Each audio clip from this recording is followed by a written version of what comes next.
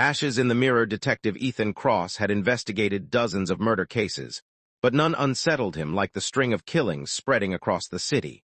Every victim was found alone in a locked room with no sign of forced entry, no fingerprints, and no apparent motive.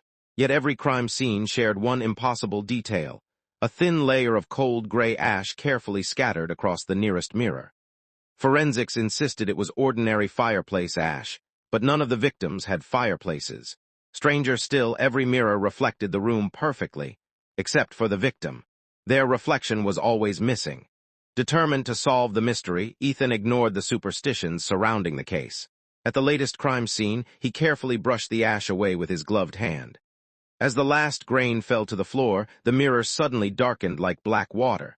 Before he could step back, the glass rippled, revealing the victim's final moments. He watched in horror as the woman backed away from an unseen presence, screaming at something standing behind her. But when Ethan looked over his shoulder, there was nothing there. He turned back to the mirror and froze. A tall, faceless figure was now standing behind the woman in the reflection. It slowly turned its head and looked directly at Ethan before the vision shattered, leaving only his own reflection staring back at him. Over the next several days, Ethan visited every crime scene and repeated the ritual. Each mirror showed another victim's final moments. The unseen figure was always there, silent, motionless, and growing closer to the mirror with every murder.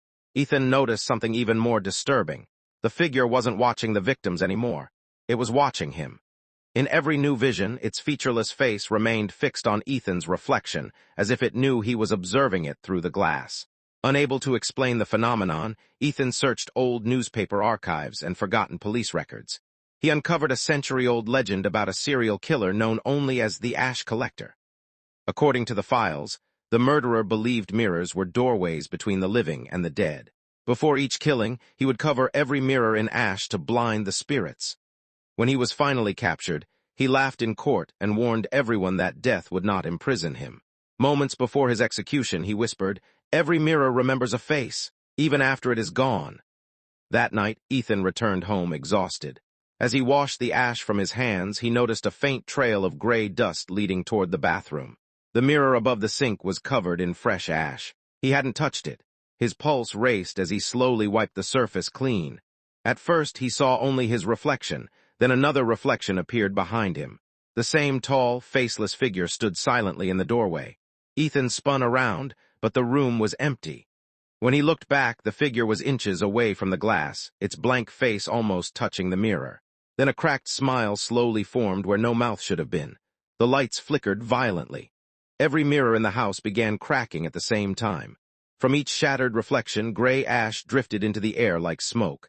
Ethan stumbled toward the front door, but every window and mirror now reflected the faceless figure, no matter where he looked. Hundreds of silent versions of it surrounded him from inside the glass, each taking one slow step forward.